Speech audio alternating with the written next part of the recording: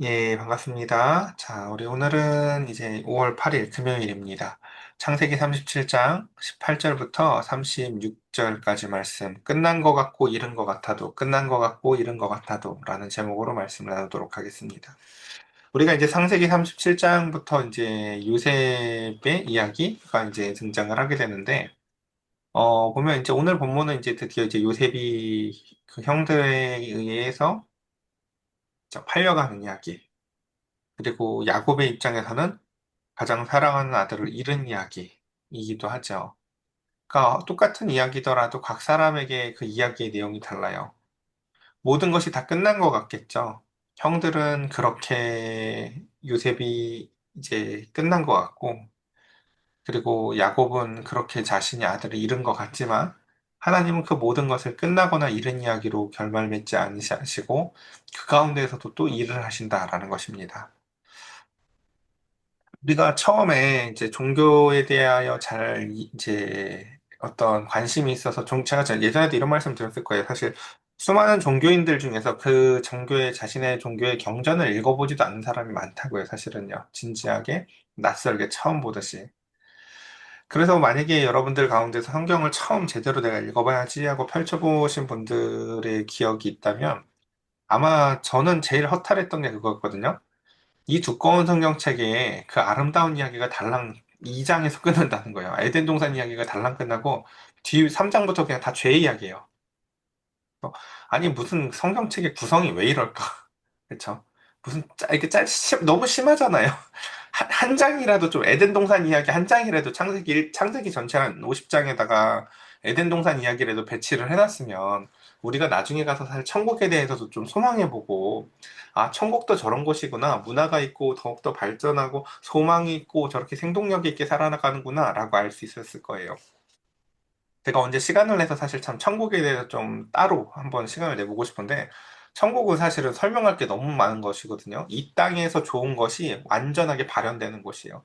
절대 재미없는 곳이 아니라 더욱더 재미있는 것이 발견되어지고 완전하여지고 어쨌든 뭐 그런 곳인데 어쨌든 그런 것을 상상해 보려면 우리가 창세기의 이야기가 좀 더 길었어야 그 이제 에덴 동산 이야기가 좀 더 길었어야 됐을 것 같은데 너무 짧은 아름다움으로 그치고 말죠. 그리고 이제 그 뒤에 내내 죄의 이야기인데, 우리가 그 이야기들 가운데에서 보면은, 이제 하나님이 에덴 그때 일을 하실 때 보면 모든 것을 완벽하게 만들어 놓으시고 사람을 거기에 두셨죠. 근데 우리가 잘 보면 알듯이 사람 하나가 모든 걸 다 망쳐버리는 걸 볼 수가 있어요. 아무리 하나님이 땅을 준비해 놓고 아무리 그 가운데서 환경을 준비해 놓으셔도 인간 하나가 그 가운데서 온전하지 못하면 모든 게 다 망쳐지는 걸 우리가 봅니다.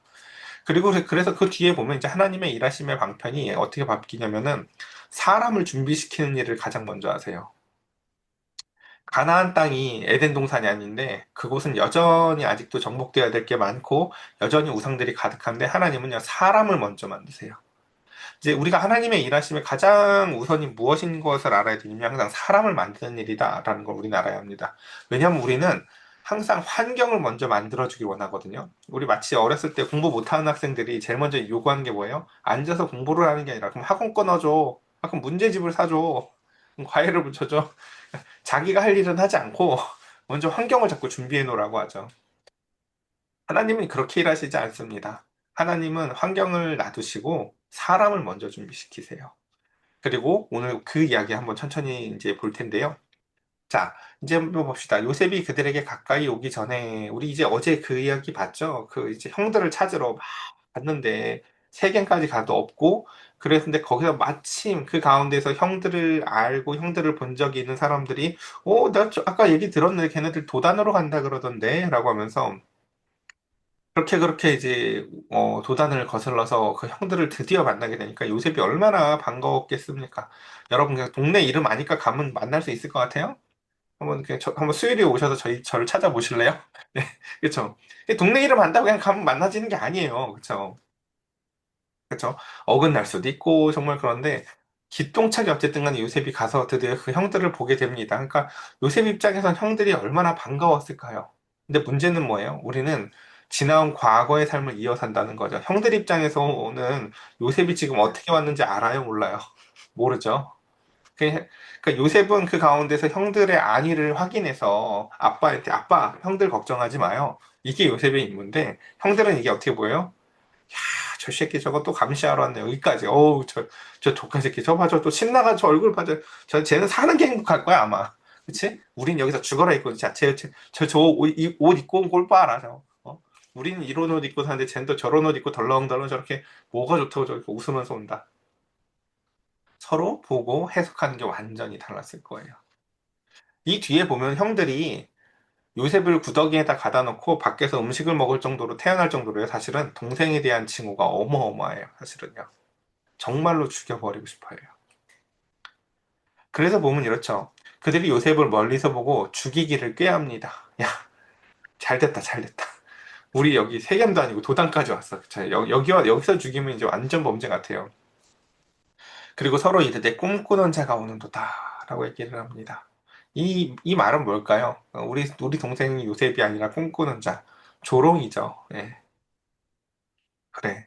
그러면서 자 그를 죽여서 한 구덩이에다 던지고 우리가 말하기를 악한 짐승이 그를 잡아먹었다고 하자. 그리고 그 꿈이 어떻게 되는지를 우리가 볼 것이니라. 이 내러티브는요 깊숙이 들어가서 잘 묵상하는 게 중요해요. 그러니까 이게 지금 성경이 하나님을 보여주는 계시의 책인데 이 어디에도 지금 하나님은 보이지 않고 인간과 인간 사이의 미움과 증오와 분노 이런 것들로 가득 찬 이야기들을 담고 있죠. 형들은 그를 뭐라고 해요? 꿈꾸는 자라고 하고 그 가운데서 뭐라고 얘기를 하냐면 야 그를 먼저 죽이자. 그러니까 죽이는 것에 대해서는 이제 형들은 별로 죄책감도 없어요. 왜요? 예전에 세겜에서 동네 하나를 다 죽여봤거든요. 그러니까 뭐 이렇게 누가 사람 죽이는 것에 대해서 별로 그렇게 거친 게 없어요. 뭐 쟤도 죽이지 뭐 그냥. 그래서 구덩이에다 던지고 뭐 야 이거 짐승이 먹었다고 한 거 누가 아냐 짐승이 진짜 먹을 거예요 아마 던지면 그리고. 그러니까 놀라운 건 근데 그러면서 그 형들의 말이 맨 마지막에 이거라는 거예요. 야, 쟤는 꿈꾸는 자. 그러니까 그 꿈 얘기 들을 때마다 진짜 열받는 거예요. 그러고 나서 이렇게 얘기한 거예요. 그의 꿈이 어떻게 되는지 우리가 볼 것이니라. 라고 얘기를 하는 거죠. 이건 단순히 그 요셉에 대한 미움뿐만이 아니라 사실은 요셉 뒤에 있는 하나님에 대한 어떠함도 잘 나타내는 거예요. 그러니까 요셉이 꿈을 자랑하는 건 요셉도 진짜 잘못을 하는 거예요. 사실 하나님이 요셉에게 꿈을 줬을 때는요. 그 꿈은 그 가운데 요셉이 이런 식으로 떠들으라고 주시는 게 아니거든요. 그러니까 되게 진짜 사회성이 없는 거죠, 요셉이요. 이런 면에 있어서. 하지만 중요한 건 뭐냐면요. 요셉이 꿈꾸면 뭐였다는 무엇이었냐면요. 단순한 꿈이 아니라 그게 진짜 하나님의 계획이었다는 거예요. 그러니까 형들의 이 조롱, 그 꿈이 어떻게 되는지 볼 것이니라 라는 이 이야기를 하나님은요, 다 귀 기울여 들으세요. 그래, 요셉이 꿈꾼 내 꿈이 어떻게 되는지를 너희 잘 살펴봐라. 그리고 하나님은요, 이와 같은 인간의 악한 생각과 계획들, 죽여서 구덩이에 던져가지고 아빠를 속이자라는 이것을요, 역전시켜 나가십니다. 이렇게 인간의 악한 계획과 생각과 그것을 역전시키는 하나님의 일을 우리가 오늘 한번 같이 살펴보면 좋겠습니다. 이렇게 형들은요, 이제 그 증거를 남기지 않고 완전 범죄와 아버지를 속일 계획을 세우고 이제 요셉을 맞이합니다. 그리고 그 이야기를 듣는데 제일 먼저 첫째 형인 루벤이 이렇게 얘기를 하죠. 루벤이 듣고 요셉을 그들의 손에서 구원하려고 합니다. 그러니까 이게 얼마나 지금 그 동생들 사이에서 요셉을 죽이는 거냐? 이미 그냥 일치된 합의 아니에요. 이건요, 뭐 다 통과됐어요. 예. 요셉을 죽이는 것에 대해서는요, 다 통과된 사안인데, 루벤은 그 요셉을 구하고 싶었던 마음이 있었어요. 그래서 이렇게 얘기를 하죠. 우리가 그의 생명은 해치지 말자. 이렇게 얘기를 합니다. 그리고 또, 피를 흘리지 말아라.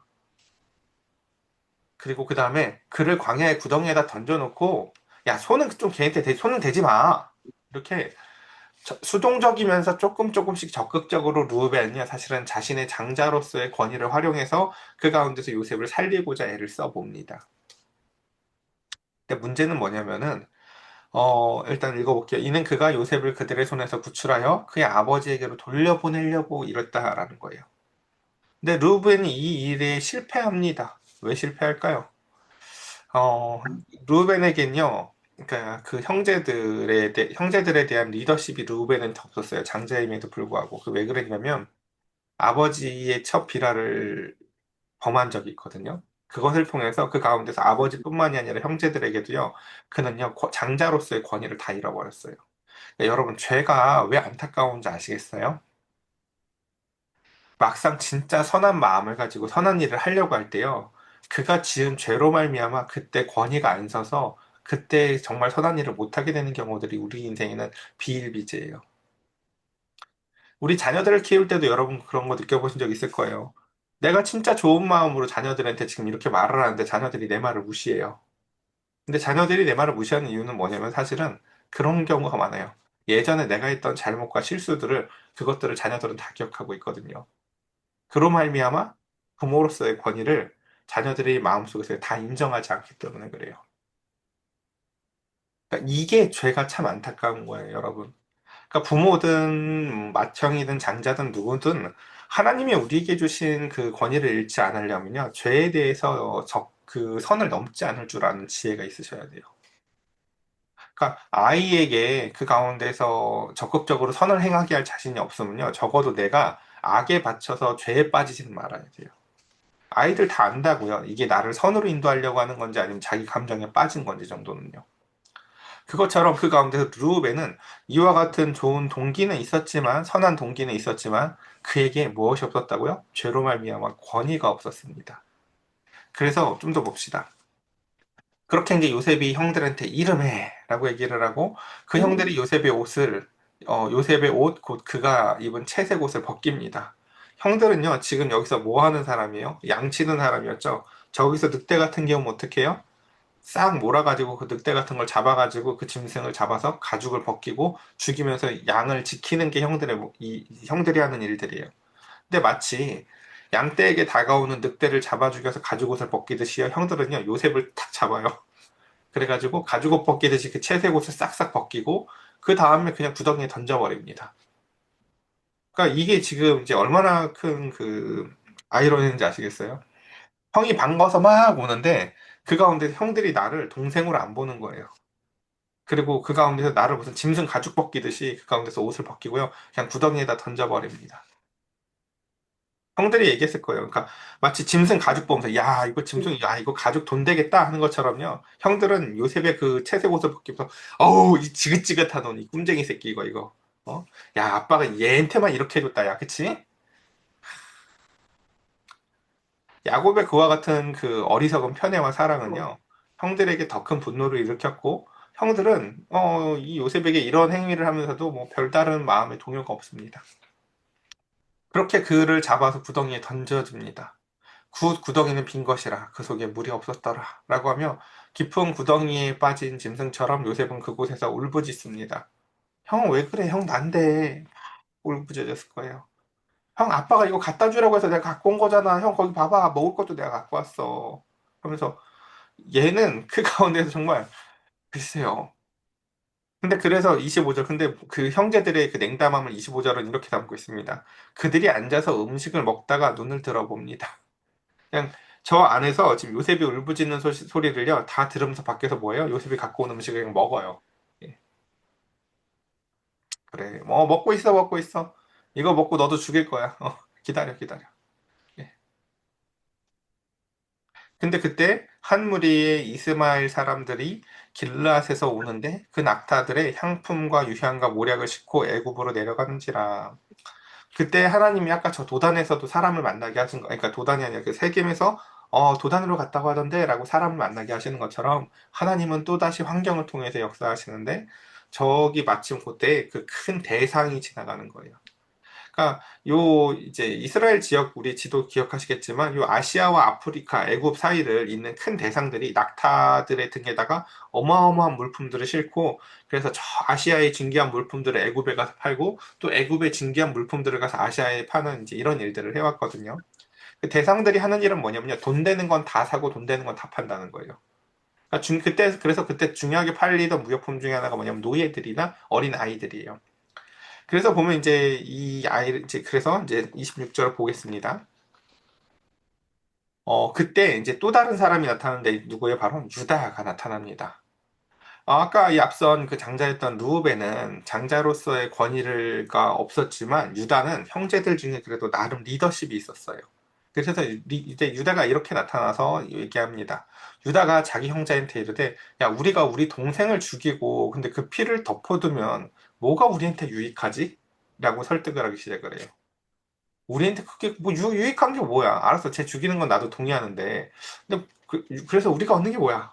라고 이 유익이라는 키워드가 이제 등장을 합니다. 야, 저기 보니까 지금 저거 봐. 이스라엘 사람들한테 차라리 팔아서 그에게서 우리의 손을 대지 말자. 우리 왜 뭐 힘들어서 그거 뭐 할 거 뭐 있니? 저 사람한테 주면 돈도 받고 그 가운데서 뭐 힘도 안 드는데. 그러면서 야, 우리 동생이고 우리 화력이잖아. 라고 얘기를 하며 그렇게 얘기를 하는데 유다에게 무엇이 있다는 걸 알 수 있어요? 루벤한테 있어야 될 사실은. 그쵸? 버니가 오히려 유다한테 있었다라는 것을 알 수 있어요. 이 앞에 보면 루벤의 말은 뭐가 없어요. 형제들이 청종하더라 이런 게 없어요. 형이 얘기를 하는데요. 동생들이 아이고 잘났네 또 지 혼자 착한가 보다 뭐 왜 이제 형 노릇하고 싶어? 왜 뭐 아빠 척 강간할 때는 뭐 그런 게 없었나 보지. 형 많이 하쇼. 형 혼자 착한 거 많이 하쇼. 아무도 그 장자의 말을 듣지 않은데 넷째 유다는 야 뭐가 우리에게 유익이 되겠니? 라고 하면서 이렇게 얘기를 하는데 적어도 그러니까 유다가 절대 지금 의롭거나 옳은 사람이 아니에요. 형제들 사이에서 리더십이 있는 사람이었다고요. 그냥 이렇게. 그들의 마음에 무엇이 중요하다는지 알았어요. 야, 뭐가 그래서 이익인데? 라는 거죠. 그러자 좀 더 봅시다. 그때 미디안 사람 상인들이 지나가고 있는지라 지금 앞에 보면 뭐 미디안 사람 상인이라고 했다가 뭐 이스마엘 사람들이라고 이렇게 혼용하는 걸 볼 수 있죠. 이런 거 성경 읽을 때는요. 이 말 저 말을 혼용하면요. 같은 거겠거니 읽으시면 됩니다, 여러분. 왜 이렇게 저렇게 쓰나? 그러니까 이거 별로 중요한 거 아니에요. 그렇죠? 네, 중요한 거 아니에요. 그냥 이 미디안 사람들을 상인이라고 했던 이스마엘 사람들이라고 했던 그냥 그 낙타들 어마어마하게 데리고 그냥 장사하는 큰 대상이라고 생각하시면 돼요. 그러자 미디안 사람 상인들이 지나가고 있는지라 형들이 요셉을 구덩이에서 끌어올리고 은 20의 그를 이스마엘 사람들에게 팝니다. 그러니까 가격도요 완전 후려쳐요. 원래 성인 종이면요 성인 노예의 값이 그냥 종이 값이 보통 은 30이고 성인 노예의 값은 은 50이거든요. 그리고 완전 아이들은 은 한 20 받아요. 근데 요셉이 벌써 이제 17이 넘어서 이제 나이가 그렇게 완전 어린 게 아닌데 지금 빨리 처리해야 되니까 이 요셉을요 은 20에 완전 떠리로 그냥 처리합니다. 아 20에 가져가세요. 20에 그냥 가져가세요. 하고 요셉을 이렇게 그 대상에게 넘겨주는 걸 봅니다. 그 상인들이 요셉을 데리고 애굽으로 가게 되어지는 것을 보죠. 우리가 그래서 어제 설교 본문의 제목이 그거였었어요. 내가 아는 길을 가는 것 같지만 알 수 없는 길로 하나님이 인도하신다라는 거였죠. 그래서 루벤이 돌아와서 이제 구덩이에 이르러 본즉 이때 보니까 또 어땠어요? 루벤이 잠깐 자리를 비운 사이에 이게 이루어진 일이었었어요. 와서 보니까 왜냐면 루벤도 자기의 유익이 있었거든요. 뭐냐면은 루벤은요 이거 나중에 계속 써먹어요. 나중에 그 요셉 만났을 때도 나는 그때 살리자고 했어. 루벤 얘기 엄청 하고 사실 루벤도 나름 계획이 있었어요. 뭐냐면은 동생들은 다 죽이자고 했지만 어떻게든 내가 살려갖고 가서 아빠한테 장자의 권위를 좀 회복하고 싶었어요. 아버지 얘들이 사실은 다 이러자고 했는데 제가 그래도 이렇게 막은 겁니다. 뭐 이런 것 좀 루벤도 하고 싶었는데 와보니까 동생이 없어요 이제. 그러니까 그 방법도 이제 못해요. 그래서 루벤이 돌아와서 구덩이에 이르러 본즉 거기에 요셉이 없는지라 라고 하면서 막 옷을 찢죠. 동생을 사랑해서가 아니에요. 얘를 통해서 내 장자의 권위를 회복해야 되는데 이거 어디다 팔았냐 이거 은 20 갖고냐 장자의 권위를 못 회복해요 이거 갖고는요. 그래서 아우들에게 되돌아와서 이르되 아이가 없도다 나는 어디로 갈까 왜요? 이제 가면 제일 먼저 누구한테 물어보겠어요. 야곱이 아빠가 큰아들한테 물어보겠죠. 야, 네 동생 어떻게 했어? 못 만났어? 라고요. 그러자 그들이 요셉의 옷을 가져다가 숫염소를 죽여서 그 옷을 피해 적십니다. 그 본문이 딱 누구라고 기록하진 않지만 이거 유다일 확률이 높아요. 그러니까 유다는요 그냥 이렇게 돈 20, 은 20 챙겨서 야 이거 걱정하지 마 공평하게 우리 나누자. 그리고 그 다음에 요셉의 그 채색 옷에다가 숫염소를 죽여서 그 옷에다가 피를 막 적셔요. 그리고 그 채색 옷을 그리고 보내서 그 아버지한테로 가지고 옵니다. 그리고 이 이제 발령기를 시작하자. 뭐다가 아버지 우리가 오다가 뭘 봤는데 이거 이상하다. 어제 많이 본 것 같기도 하고 이거 혹시 아버지 아들 옷 아니에요? 라고 하면서 그 자신들이 그 염소에 피를 묻힌 채색 옷을 그 가운데서 흙이랑 막 이런 거 잔뜩 묻혀가지고 그 가운데서 아버지한테 내밉니다. 우린 이 장면을 통해서 사실 딱 떠오르는 장면이 있죠. 뭐예요? 예전에 야곱이 이삭한테 똑같이 뭐라고요? 아버지, 일어나서 앉으셔서 사냥한 고기를 잡수시고 내게 마음껏 축복하소서 하면서 그 눈이 흐린 그 이삭을 야곱이 아버지를 막 속였던 그 장면을 우리는 기억하실 거예요. 그렇게 아버지 앞에서 그 거짓된 증거, 막 형 냄새를 막 배기하고 여기서 막 염소 털을 붙이면서 막, 그러니까 이삭도 만지면서 뭐라 그래요? 이상하다. 이게 뭐, 큰애 같은데 목소리는 야곱 같고 이거 뭐지? 라고 하면서 그 아버지를 속이면서 있었던 그 야곱. 그러니까 지금 이 형제들은 지금 죄에 죄를 더하는 거죠. 제가 이게 제일 자주 하는 말들 중에 하나가 그 아이들한테 거짓말하지 말라고 하는 말을 잘 하는 이유가 뭐냐면요. 여러분, 살다 보면 거짓말이 이게 사실 쉽잖아요. 되게 작은 사소한 이익을 위해서. 근데 거짓을 말하지 말라는 게 뭐냐면, 왜냐면요. 이건요, 눈덩이처럼 다른 것이 또 다른 거짓을 불러요. 그리고 심지어 죄는요, 이자율이 세요, 여러분. 카드론만 이자율이 센 거 아니에요. 죄의 이자율이 여러분 얼마나 센지 아세요? 요셉한테 내가 악을 가했거든요. 그러니까 아버지한테 와서 아버지를 또 속여야 돼요. 그리고 아버지를 속이고 나니까요. 그 가운데서 또 아버지가 당하는 그 마음의 고통은요. 이거 형제들이 계산했던 거 이상이에요. 그러니까 죄라는 것이요. 이렇게 하나님 앞에서 사실 사람 앞에서 무서운 건데.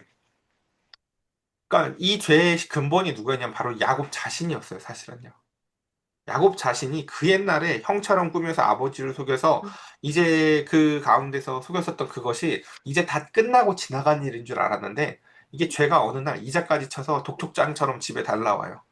그래서 내 눈앞에서 내 자식들이 나를 속여요. 그리고 야곱은 이삭처럼 눈이 멀었던 것도 아니지만 꼼짝없이 속을 수밖에 없어요. 어, 하나님은 우리를 사랑하셔서 예수님을 이 땅에 보내시면서 이와 같은 죄의 고리를 끊으시길 원하고 우리를 그 죄의 이자에서 해방하시길 원하시고 이제는 죄를 미워하고 슬퍼하며 죄와 싸우는 사람으로 우리를 만들어 나아가시길 원해요. 여러분, 르우벤이 선을 행하려고 했었던 것 같지만 그는요, 사실요, 죄의 이자도 감당하기 허덕거리는 사람이었어요. 내가 예전에 지은 죄 때문에요, 이자로도 말미암아 내 주변에 내 말을 듣는 사람이 없어요. 유다는요, 그 통솔력을 통해서 그 가운데서 죄의 적극적인 주도자로 살아가요. 야, 뭐가 남는지 생각해봐. 말은 이쁘게 하죠. 그는 우리 동생이지 않니? 이렇게겠죠. 그래서 바로 38장에 그 유다를 하나님이 어떻게 인간 만드는지가 핵심적인 이야기예요. 전 창세기에서 어느 장이 제일 중요하면 항상 38장이라고 얘기하거든요.